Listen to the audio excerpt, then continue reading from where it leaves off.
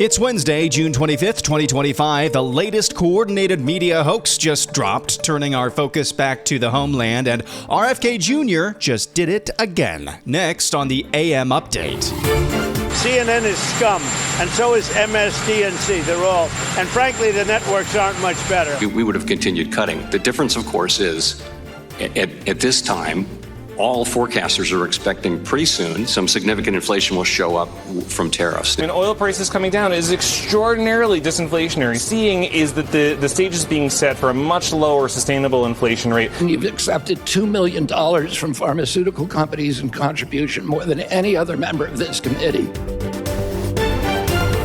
Headline at CNN. Early U.S. intel assessment suggests strikes on Iran did not destroy nuclear sites, sources say.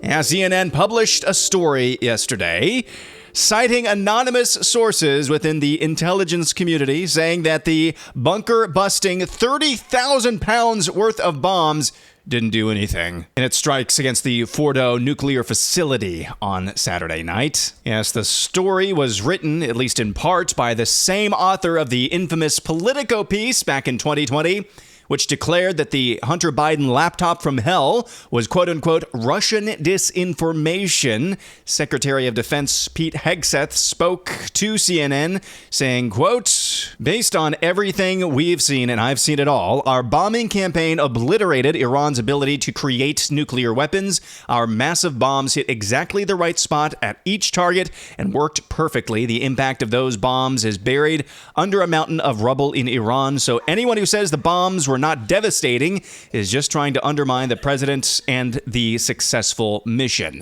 Maybe this is why President Trump was so crabby yesterday morning when talking to the media, dropping the F-bomb when referring to Israel and Iran. They don't know what the bleep they're doing. He also went off on the media. Maybe he knew this story was coming. I think it's been completely demolished. I think the reason we're here is because those pilots, those B-2 pilots, did an unbelievable job.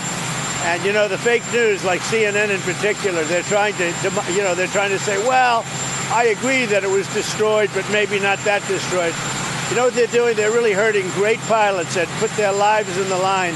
CNN is scum, and so is MSDNC. They're all, and frankly, the networks aren't much better. It's all fake news, but they should not have done that. Those pilots hit their targets. Those targets were obliterated, and the pilots should be given credit. They're not after the pilots, they're after me. They want to try and demean. You don't believe that Iran can rebuild its nuclear program? Iran will never rebuild its nuclear. From there? Absolutely not. That place is under rock. That place is demolished. The B-2 pilots did their job. They did it better than anybody could even imagine. They hit late in the evening. It was dark with no moon. And they hit that target with every one of those things, and that place is gone. After the CNN story came out, Washington Post and New York Times had their own versions of the same story, saying the exact same thing. All the usual suspects lined up behind this hoax. I'll have more thoughts on this in Air Analysis. But first, in its latest crackdown against illegal immigration, federal agents arrested 11 Iranian foreign nationals in 48 hours, including one watch-listed individual, part of a series of targeted operations spanning 8 states and 9 cities nationwide. Among those arrested is a man from St. Paul, Minnesota, named Makari Sahili. He was arrested near his home in St. Paul. ICE officials say Sahili is a former member of the Islamic Revolutionary Guard Corps, an elite branch of Iran's armed forces. They said the detainee has admitted connections to Hezbollah, a U.S.-designated foreign terrorist organization backed by Iran. So this says to me that there was some coordination between the DHS, Department of Homeland Security, and the White House saying, hey, we're going to strike Iran. Any sleeper cells that you know of, any Iranian nationals that you know of, better take a very close look right away. And it seems like those arrests started pouring in right away. Again, this is just since Sunday. In other news, Zoran Mamdani has won the New York City mayoral Democratic primary, narrowly defeating former governor of New York State, Andrew Cuomo, in a tightly contested race. The final ranked choice voting round showed Mamdani edging out Cuomo by a slim margin after a months-long campaign. The 33-year-old is a self-described democratic socialist, and he's backed by leaders like Alexandria Ocasio-Cortez and Bernie Sanders, and he gained traction with younger voters, promising free stuff like public transit and rent freezes. Mamdani now faces independent candidate and current New York City Mayor Eric Adams, as well as Republican Curtis Sliwa in the general election.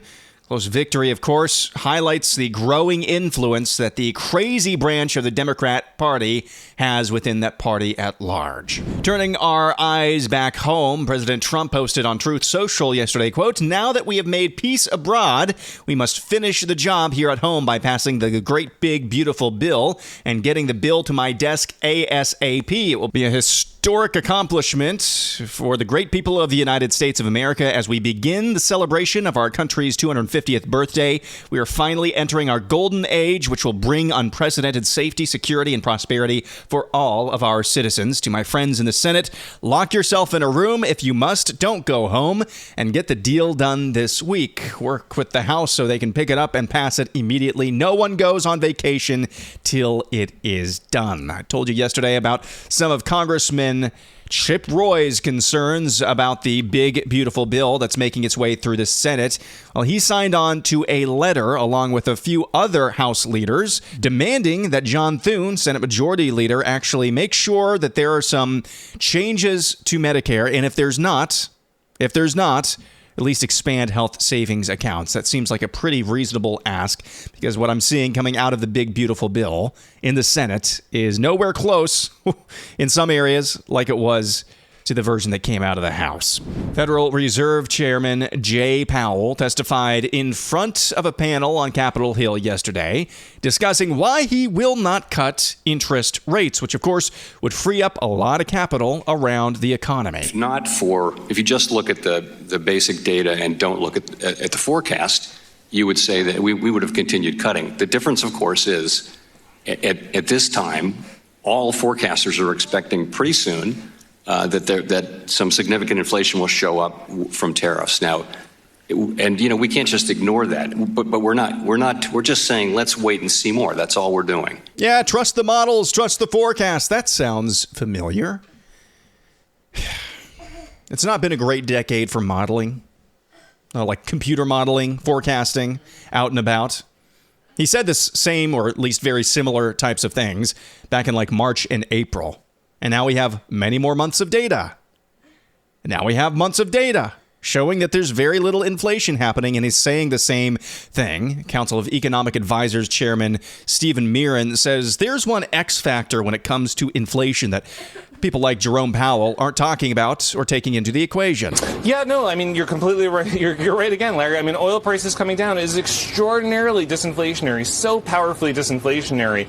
And home prices, easier conditions there. What we're seeing is that the stage is being set for a much lower sustainable inflation rate. Don't forget that it's the Trump administration policy to push out the supply side of the economy by tax reform, tax relief, giving companies incentives to invest more, to produce more capital stock, giving workers incentives to work more, deregulation, cutting red tape, energy abundance. All this stuff pushes out the supply side of the economy. And we all know that when supply goes up, prices go down. Council of Economic Advisors Chairman Stephen Miran saying against all odds, especially given what took place over the past 13, 14 days between Israel and Iran, the price of oil still continues to tank. Quickly before the break, we've got a fiery but mostly peaceful genocide chant. Here's CNN. And, I remember, Dan, at one point being in Tehran years ago, and they're chanting death to America all around me, even as I say, oh, I'm an American reporting for CNN, and they were happy to speak to me. So that those two sort of jarring realities of the chant and yet the friendliness have existed together. Friendly death to America. That's the latest fiery but mostly peaceful protest being dropped from CNN. When we come back, another Democrat official, this time in California, is calling on criminal gangs, to protect illegal aliens from deportation, and a very mysterious death in a prison. It's coming up next.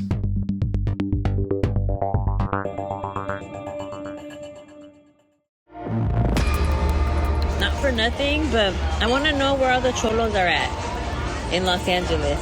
18th Street, Florencia. Where's the leadership at? Because you guys are all about territory, and this is 18th Street, and this is Florence, you guys tag everything up, claiming hood. And now that your hood's being invaded by the biggest gang there is, there ain't a peep out of you. It's everyone else who's not about the gang life that's out there protesting and speaking up. We're out That there, like, is the vice mayor of Cudahy, a city in southeast Los Angeles County, California, who is under FBI investigation after you just heard her there, posted a video to social media in which she calls for the 18th Street and Florencia 13 gang members in Los Angeles to defend their territory from immigration and customs enforcement, even urging gang leadership to get your bleeping members in order. According to Bill Malugin at Fox News, she posted these videos late last week, then deleted it, and the FBI later visited her home. She's under active federal investigation. She seems like a pretty good target to make an example out of. And then there's this story. Daniel Park is the Washington man who is charged with providing large amounts of chemicals used in a car bomb outside of that fertility clinic bombing in Palm Springs, California last month. Well, he died on Tuesday while in federal custody, according to the Department of Justice. Park, a 32-year-old, was found unresponsive at the Metropolitan Detention Center in Los Angeles, according to the DOJ. Park was brought to the facility on June 13th after he was indicted for malicious destruction of property. DOJ said in a statement, quote, responding employees initiated life-saving measures. Emergency medical services were requested while life-saving efforts continued. Park was taken to a hospital where he was pronounced dead. Park, originally of Kent, Washington, was arrested in Poland last month after traveling there following the May 17th car bombing outside the American Reproductive Center's clinic in Palm Springs. He was then taken to the United States, where he was charged with providing and attempting to provide material to support a terrorist. That's according to federal prosecutors. So this guy from Kent, Washington, was able to get his hands on a bunch of explosive material. He was somehow able to flee to Poland, was extradited to the United States, and just up and dies while in federal custody. You think there's anything more going on there? I'm not sure. And now here's this. This is HHS Secretary Robert F. Kennedy Jr., who does it again, just calling out the posers right to their faces. Here he is calling out Congressman Frank Pallone. And I'll address you, Congressman Pallone. 15 years ago, you and I met. You were at that time a champion for people who had suffered injuries from vaccines. You were very adamant about it. You were the leading member of Congress on that issue. Since then, you've accepted $2 million from pharmaceutical companies in contribution, more than any other member of this committee. And your enthusiasm for supporting the old ACIP committee, which was completely rife and pervasive with pharmaceutical conflicts, seems to be an outcome of those contributions. Point of order. Mr. Chairman, point of order. Point of order. The chair recognizes. Point of order. Dr. The gentleman is impugning the reputation of a member of Congress. Mr. Pallone. Stop the clock. Can you stop the clock for a second? Can you state the point of order? Yeah. He was impugning Mr. Pallone's Mr. Chairman, I didn't hear it. Did the gentleman? Oh, you weren't paying attention. That's why. Well, you know, it's hard to pay attention here when we're not getting any responses. Okay. My understanding now is that the secretary said something about me taking money from pharmaceuticals.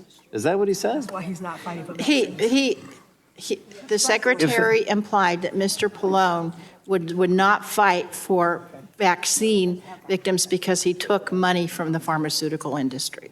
You know, again, he needs to take back those words. You know, okay, here we go. Taken down.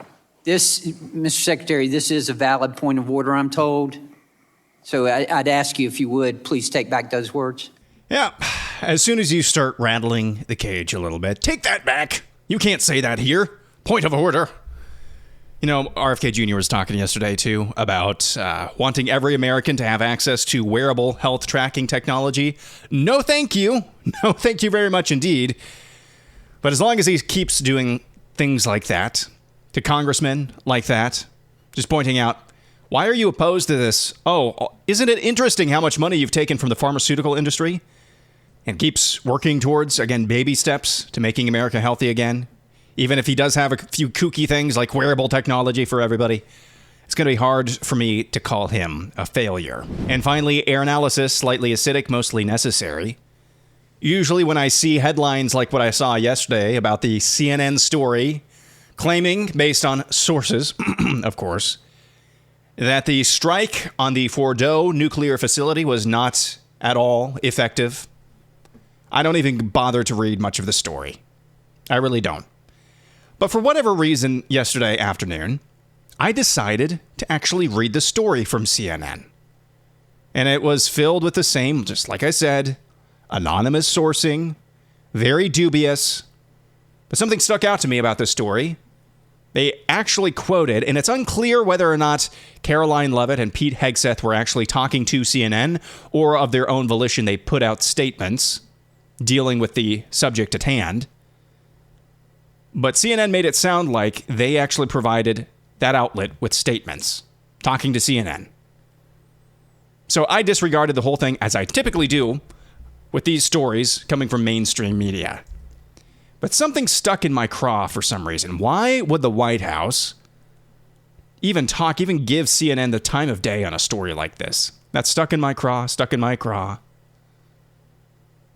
And I started to think, you know what? Trump was in a horrible mood yesterday morning. Never heard him drop the F-bomb before. Terrible mood. Very angry. I've rarely seen Trump that upset, like seriously upset. He was on the warpath yesterday morning. And I started to think, did he know this story was coming out? Are Caroline Leavitt and Pete Hegseth talking to CNN, trying to get out front of the story? I started to worry a little bit. I started to worry, maybe, just maybe, for the first time in the last 1,500 tries, maybe there is some truth to this story. And finally, about 2 hours after the story dropped, we saw the exact same carbon copy from WAPO and the New York Times. I realized my problem was not that I thought it was real. It's that I actually haven't consumed any mainstream media like this for a long time. Of course, it's bunk. At best, it's misconstrued. Could you misconstrue some information to make it sound as if the Iranians, could rebuild? We didn't wipe every atom of their nuclear program from the face of the planet. And so that means that they're months away from having it. Maybe you could misconstrue a report like that. But again, this was just a media hit job. Drive-by media, as old Rushbo used to say. I think it's also instructive. I think in this moment, as it seems like for now, some sort of truce, peace deal, ceasefire has been struck. If that holds, and it's in no small part due to the United States' involvement and the daring mission that we saw unfold over the weekend, of course the legacy media is going to try to program their audiences to make it sound as if President Trump, their most hated person, of course they're going to try to make it sound like he didn't do anything, had nothing to do with that, played no part in the peace. I think that's all that story was. Coming up tomorrow, want to remind you our poll of the week kind of has to do with this story. What do you think the end result of what we see between Israel and Iran will be? I asked you, and I gave you a few answers. You can vote in the poll of the week at Real AM Update on X. That'll do it for Wednesday. Back at it again tomorrow. I'm Aaron McIntyre, and this is the AM Update.